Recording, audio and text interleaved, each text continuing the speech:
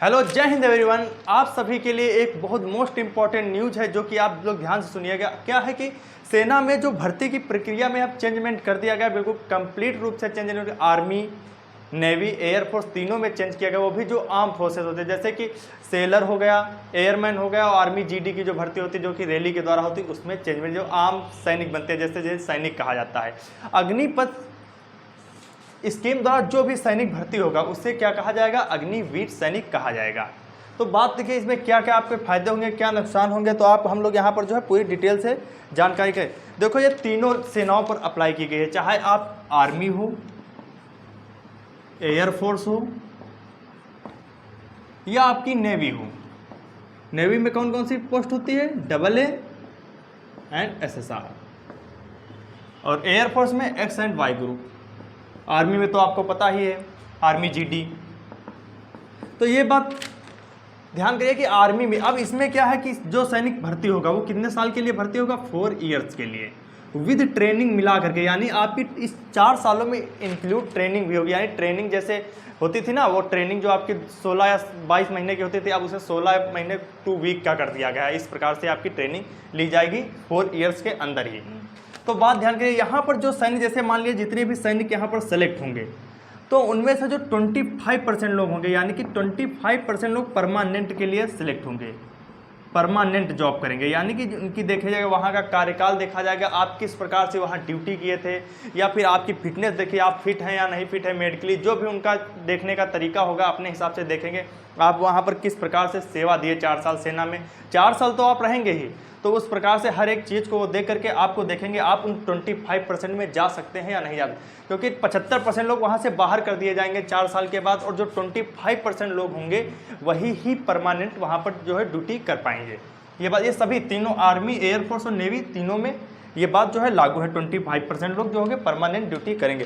फिर इसके बाद जो अगला पॉइंट आपका आता है कि इसमें क्या योग्यता क्या होगी, यानी कि आपकी जो एलिजिबिलिटी होगी क्या होगी।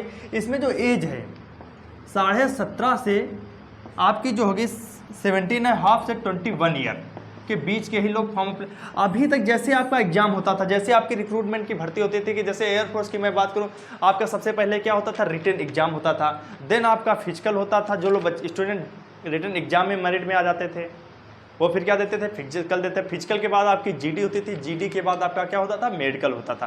सेम वही प्रोसेस होगा, इसमें प्रोसेस में कोई भी चेंजमेंट नहीं किया। अभी तक जैसे भर्ती होती थी वैसे ही भर्ती होगी। और एक बात और, जो सैनिक यहाँ पर सिलेक्ट होगा, जब 4 साल के बाद आएगा, जब यहाँ पर आकर के अगर वो कोई सेवा देना चाहता है सिविल सर्विस में या कोई प्राइवेट कंपनी, तो उसे अग्निवीर सैनिक के नाम पर कुछ ना कुछ उसे छूट जरूर मिलेगी, या फिर एग्जाम में मिले, या फिर कुछ ना कुछ उसे बेनिफिट है जो है आपको जरूर दिया जाएगा। जो भी दे अपने 20%, 30% जो भी दे, वो आपको यहाँ से फ़ायदा मिलेगा। और फिर अगर वहाँ पर आप परमानेंट ड्यूटी नहीं कर पाते हैं तो सिविल सर्विस में जो होगी कुछ ना कुछ छूट आपको दी जाएगी। अब फाइनेंशियल पैकेज, अगर आप ड्यूटी करते टाइम, यानी कि जो आप वहाँ पर ड्यूरिंग ड्यूटी के टाइम आपकी डेथ हो जाती है, यानी आप शहीद हो जाते हैं, तो आपके फैमिली को 1 करोड़ का पैकेज दिया जाए। 1 CR का जो होगा आपको पैकेज फैमिली को जो है दिया जाएगा। और आप अगर नहीं सही, जब आप 4 साल, एक पॉइंट और, एक फायदा यहाँ पर, जब आप 4 साल के बाद रिटायरमेंट होंगे, यानी कि जब आप जो है 4 साल के बाद रिटायरमेंट वहाँ सेना में हो रहे होंगे, तो आपको एक बात और कि 10.4 लाख का आपका पैकेज रहेगा। जैसे अभी भी मिलता है और फिर भी पर इसमें पेंशन आपको नहीं मिलेगी, पेंशन आपकी पूरी तरीके से खत्म कर दीजिए।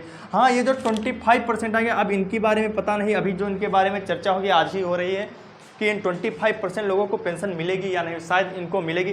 पर ये जो अग्निपथ स्कीम है सिर्फ किस पर लागू की गई है? जो मतलब कि आम जो बनते हैं एयरमैन, सेलर एंड आर्मी में जो जीडी के तौर पे भर्ती हो, उन पर लागू। कोई भी ऑफिसर रैंक के ऑफिसर अगर आप बनते हैं, जैसे NDA, CDS, और भी जो सेना में आपकी भर्ती होती है MNS, FCAT, इनसे जो सैनिक भर्ती होंगे उन पर ये कोई भी स्कीम लागू, क्योंकि ये डायरेक्ट क्या बनते हैं? लेफ्टिनेंट या ऑफिसर बनते हैं। ऑफिसर कैटेगरी पर ये स्कीम लागू नहीं होती है। ऑफिसर में आप जैसे बनते थे अभी भी वैसे बनेंगे, जैसे NDA की वैकेंसी आ गई, आपका एग्जाम होगा, जैसे उसमें सब कुछ होता था वैसे ही होगा।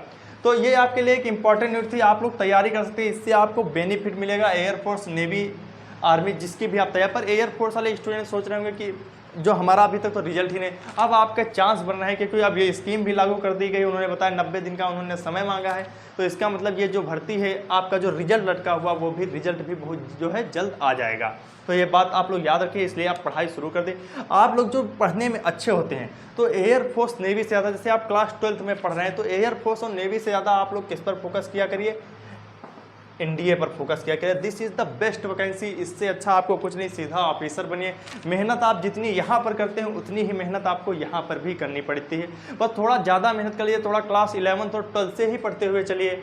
आप इंडिया का एग्ज़ाम बहुत आसानी से क्रैक कर लें, इंडिया इतना ज़्यादा टफ नहीं है, आप उसको एक प्लानिंग के साथ क्रैक कर सकते हैं। इंडिया में इसलिए इंडिया के लिए आप लोग एलिजिबल बनिए, इस झंझट से दूर आ जाइए, इंडिया के लिए मेहनत करिए, इंडिया में सिलेक्ट हो जाइए, बस जलवा काटिए अपनी। तो आज की जो ये वीडियो है आपको अच्छी लगे तो चैनल को सब्सक्राइब कर लेना, लाइक और शेयर भी जरूर कर देना।